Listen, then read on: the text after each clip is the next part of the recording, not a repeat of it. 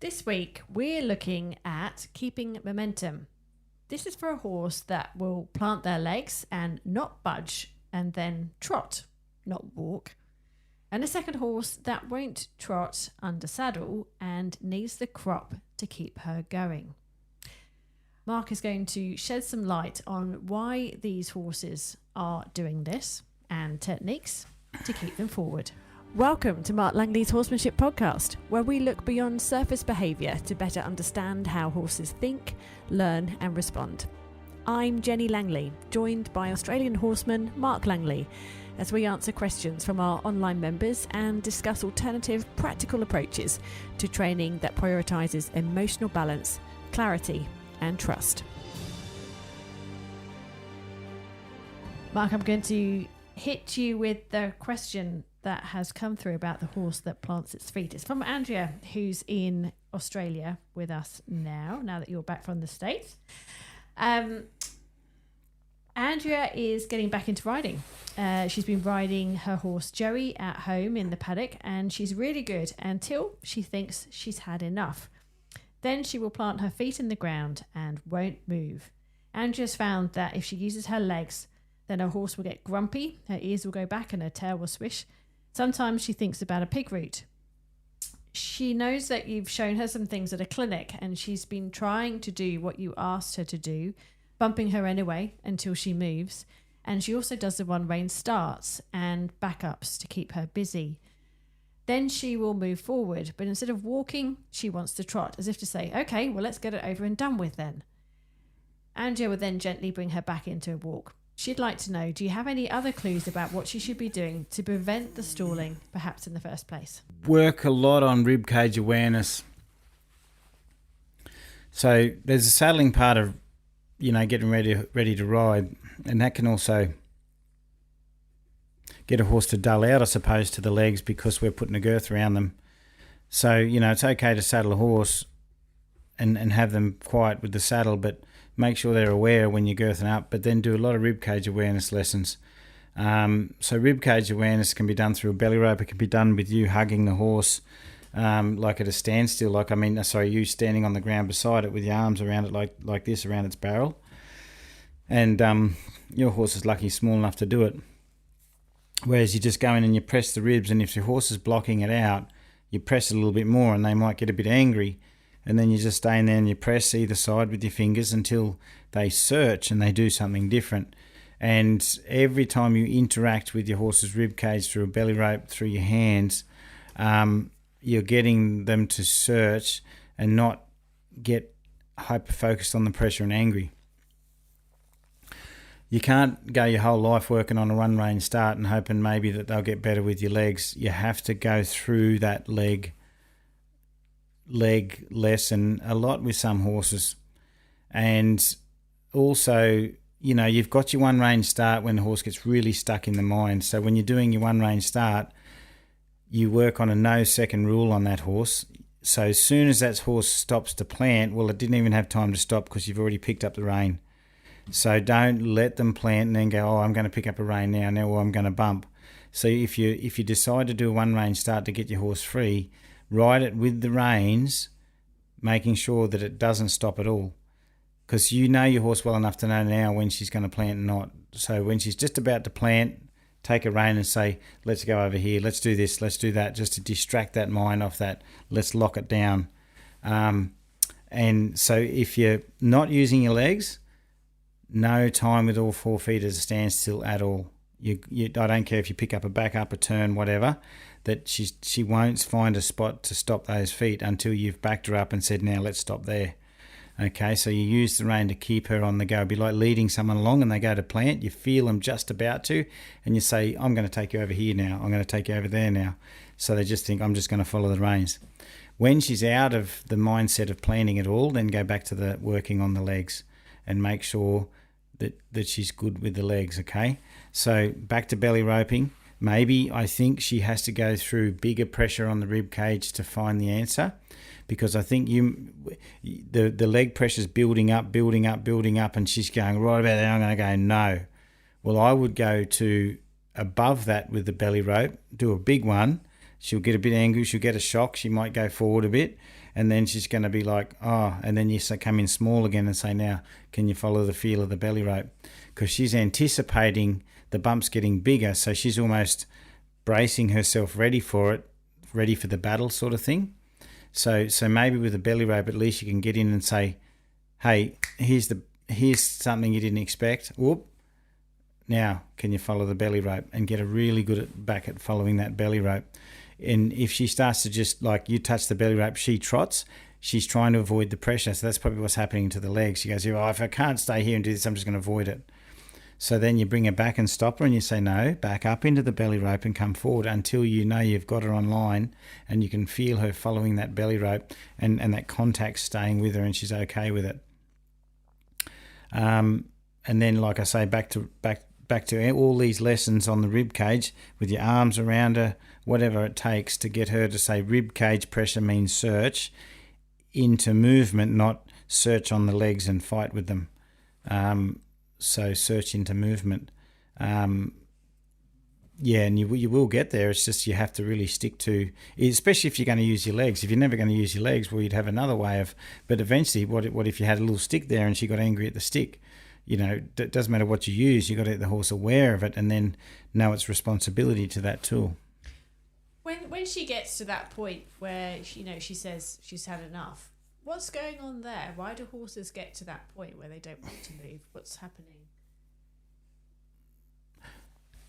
It's like people that have had enough, but with horses it could be, liken it to kids. Like, I think you should go to the camp with the other kids. I don't want to. No, and they have a tantrum. They're not having a tantrum because they just don't want to and they're lazy. They're actually terrified to go and camp with 10 kids they don't know. That's why our children would do it. It's not like they are lazy because the camp means they have to light a fire and they have to put up their own tents. They're not lazy. They just don't want to go with 10 kids they don't know. So they're terrified of that. So for horses, it's the same. It could be anxiety. I want to be with my mates. I don't want to be out there on my own. Or I don't really understand leg pressure and there's certain things under saddle I feel like I don't have enough confidence when someone's on top of me and I've got to be guided and you're on top of me. It's too much to think about, too much white noise. And I'm a little confused and so many reasons. So the more comfortable they are with you, the more comfortable they are with your tools, the more likely they're going to be more present and actually willing when you're asking them to do stuff. Wow. Okay. Yeah, and they have to be very comfortable with our tools and pressure. And also they have to be like, there's something I do and it's something you can think about as well and everyone should think about, especially with young horses that are going through this cycle and ones that could still be potentially not so confident with us behind their eyes, even if they're scared or just not confident, is I call it the horseman woman's position. And when you're standing with your horse or you get off your horse, you stand at the saddle and you do that on both sides. And you don't stand with, because a lot of horses will assume a position where you stand there for a while and next minute their head's just here with you in front of them. And they've just whittled themselves into that position and subconsciously we let that happen. But stay in the position beside the saddle and just make sure they're very comfortable there and sometimes direct them from the ground when you're beside the saddle, do more ground driving from the saddle and standing beside the saddle and making that area a very comfortable area for that horse to be connected to you and then also search and go towards his thoughts. Let's go to the next horse, which seems to be doing the opposite of what the first horse was doing. This is a question that's come from Shez from Australia. Her mare doesn't want to trot under saddle. When she does, she often stops. So, Shez has been moving her off with a one-rein start, but she's hard to pick up the pace. It's at the moment to keep her going and to move her into a trot, Shez is having to use a crop. People keep telling her to push on her when she's out in a group lesson. She's been long-reining her and she's not so forward with that either. Leading, she won't pick her speed up unless she has the flag. When she wants to, though, she can move and she can get quite anxious.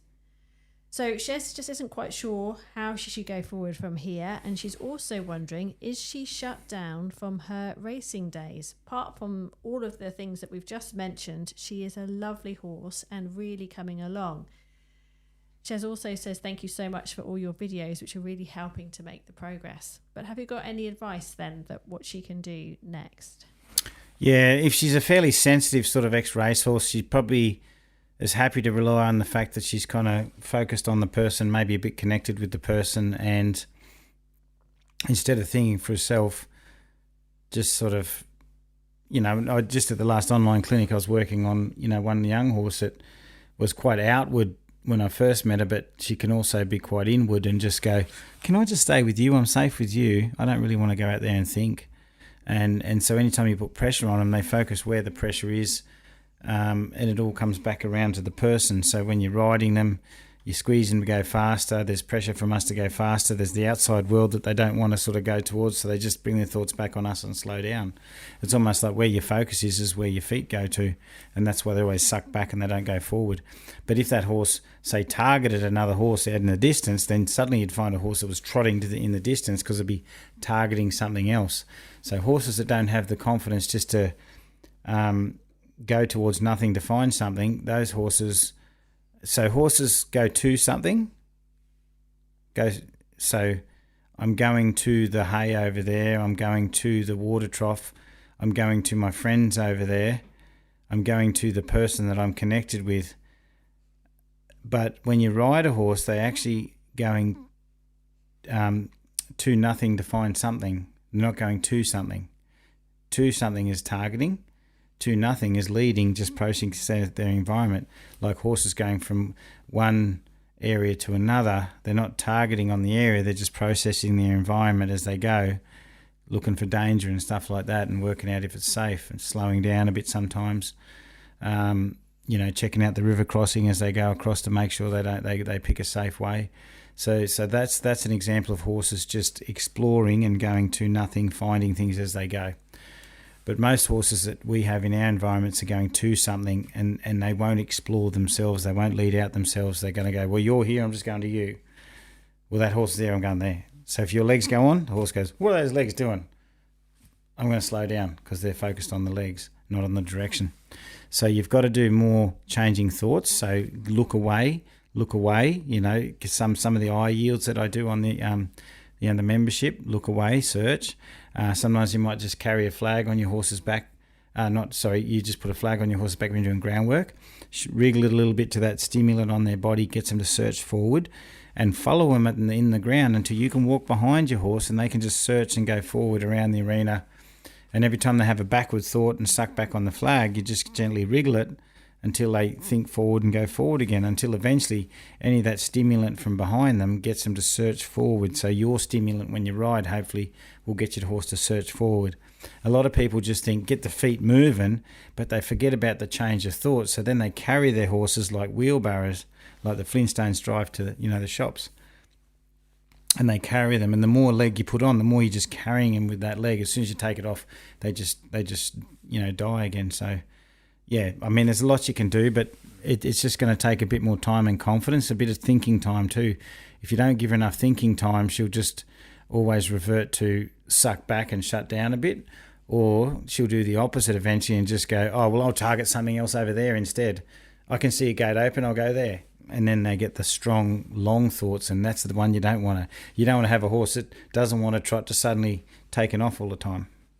So when people in her riding group are saying you've got to add more pressure, that's actually the opposite of what you want to do if you're wanting them to create a space where they can think more, have that thinking time. Yeah. Is that right? It's actually quite it's like getting behind the person who's scared of heights, but it's on their bucket list to look over the edge of the Grand Canyon and take a photo, but they're scared of heights, but they want to do it. And you're there behind them kind of going, just do it, pushing them from the back. They're going to push back and go, no, I can't do it because you're crowding me.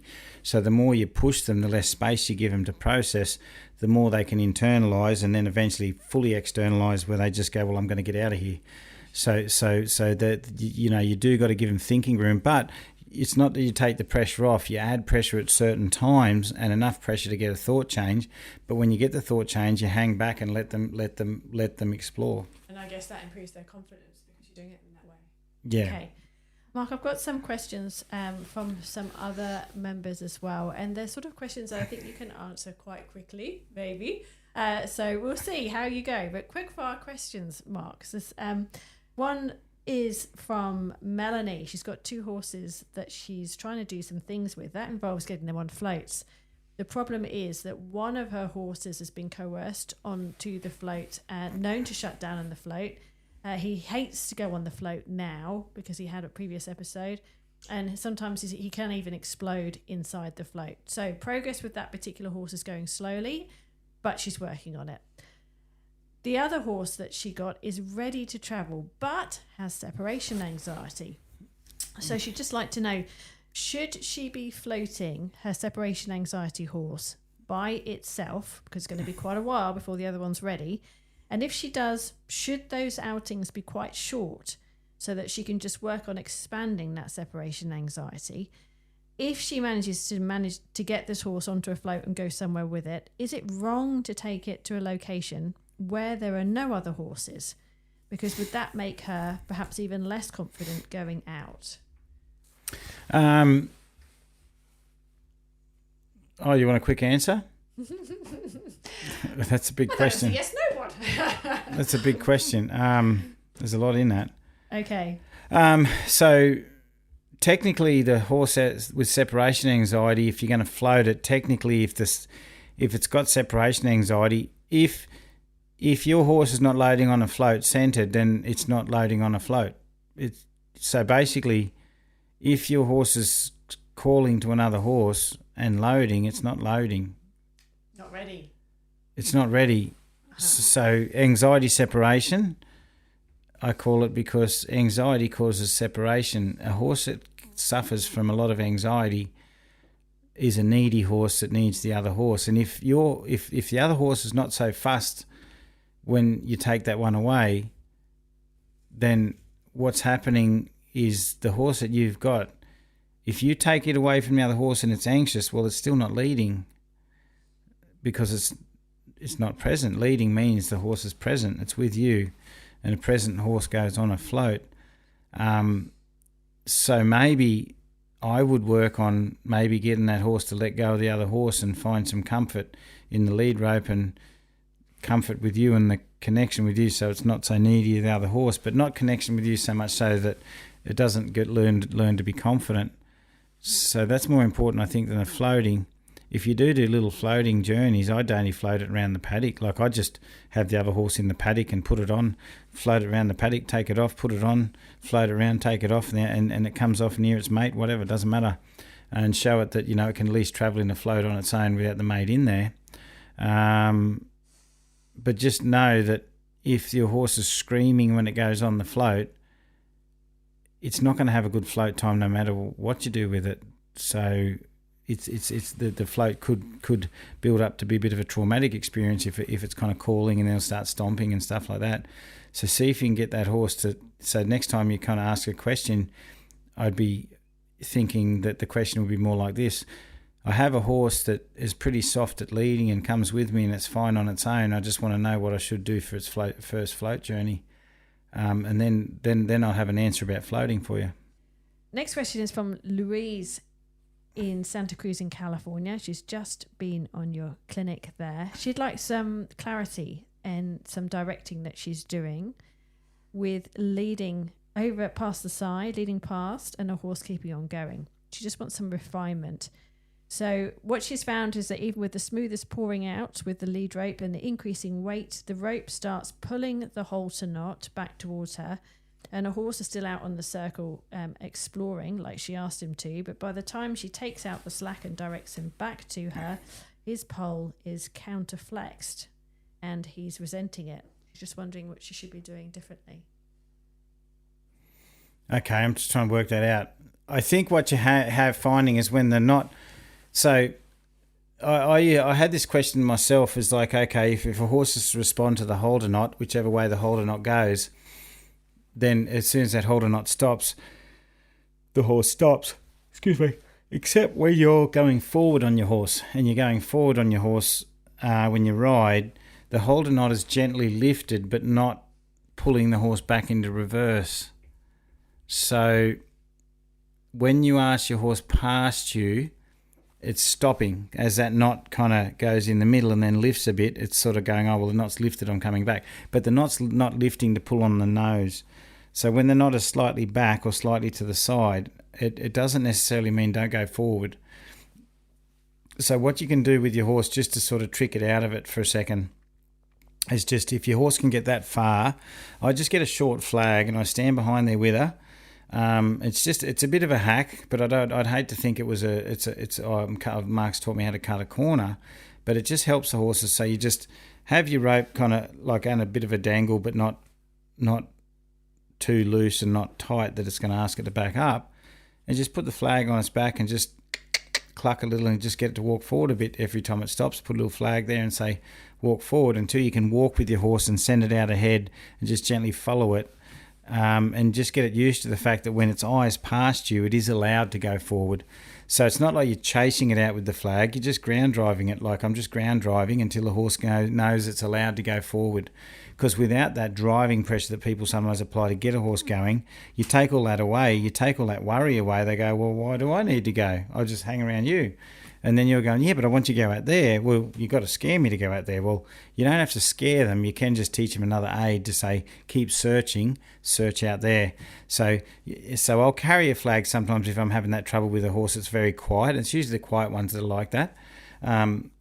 Is I'll say, you're going around me, you lift the wither over, you do a hindquarter yield, and then you pour them out, and they go, I'm pouring out, and I'm dying, I'm fading. Then you just gently put the flag on the back, and you just say, yeah, but don't park there. And as soon as they go to park, you just say, don't park there. And they go, oh, I can't park there. And then they'll search and keep going. And then soon enough, 3 or 4 goes later, you're just holding the flag up. They go around the corner, they go past you, and then they head out on that thing because they know that parking spot's not available. So they'll keep searching and keep going. And you're not driving them out, as I say, you're just using like a stimulant to say, don't stop in that spot. But if you resort to using the flag, it's with an end to not using the flag. And it doesn't matter if you use it because it's just another riding aid anyway. If you can rustle the flag on the horse's back, it's like you rustling your legs saying, let's speed up into a trot or something, or a walk. So it's just another stimulant they're learning anyway. Final question for today, and this is from Kaz, and this is another sort of quick-fired one, Mark. This is a slightly unusual one. We haven't had this one before. She's got a mare that rolled. Now, she was on she was being led away from her paddock. She was hand grazing quietly, and she was on a line. She had a lovely roll, but then as she went to get up, she exploded straight in the air, kicked out at her, and then just stood there and went back to grazing. Now, she has kicked out before at Kaz when she separated her from a paddock buddy, but this time she was near the paddock. She had that company near her, and she did seem calm. Kaz did not see it coming. So she'd like to know what your thoughts might be on that whole situation. Was it fear of some sort? Was it exuberance? She'd love your insight. Monkey see, monkey do. Monkey feel, monkey do. Lack of caution. So she sounds like if she's done it before, she has times when she acts a little impulsive. We all know what impulsive is. It's when you do something without thinking about consequence, or you ride by the emotions, all the time. So yeah, she might have been grazing and got a little distracted in the grass, and then, I'm just distracted in the grass. The grass was so good, and, this is nice, and, when she came up from a roll, she had this big explosion. And then she kind of go, I might have a roll, and this is great. And then suddenly she got up and shook and went, how did I get here? What am I doing? Where's my friends? And had a bit of an explosion. And what are you doing there? So horses can very easily sometimes get distracted like people, they daydream, they go off on a bit of a tangent. And, I had a horse that was here a while ago, and when he was loose in the forest, he'd eat, and then all of a sudden he'd look up and the horse that he liked would be 100 metres away. So he'd come galloping through the forest at 100 miles an hour and, near take everyone out, and then stop and go, I'm going to eat again. And then he'd just start to eat, and then he'd just get zoned out, and then he'd look up and go, oh, they're over there, and he'd take off. And it was very, very random and impulsive what he did. But it was almost like I'm in this moment now, because some horses, when they're in certain moments, their general awareness goes for a little bit, and then when they wake up then they come and think, oh, crikey, I'm back in the real world again.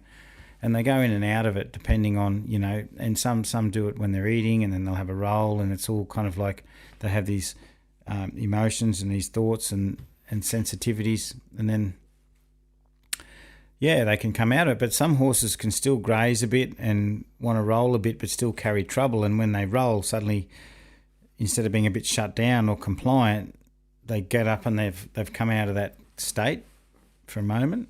And but it just shows me there's a red flag in there, and you've got to really try hard to get her in the green zone and make sure she's always cautious and thinking, not just off with the pixies a little bit, or zoning out a bit or whatever, or quite impulsive when it comes to certain things. Especially when you're leading. Yeah. Mm-hmm. Okay.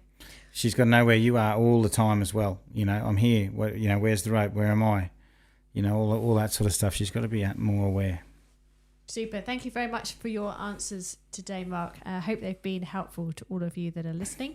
Thank you very much for being our listeners out there. We really sort of enjoy seeing some of the comments that come through about the podcast and how helpful it is. So, we hope to keep it going for as long as we can. And, we appreciate you guys listening, because that's the thing that keeps us going as well. And we'll be back next week answering some more questions to you then. Thanks, Mark. Thanks, Jenny. Thanks, everybody. If you'd like to help apply any of these ideas to your own horse, you can join Mark Langley online. The membership gives you access to Mark's full training library, detailed step-by-step exercises and regular Q&A support to help you better understand your horse's behaviour, training and emotional responses. It's designed to give people more practical, thoughtful solutions that help horses learn with confidence, softness and understanding.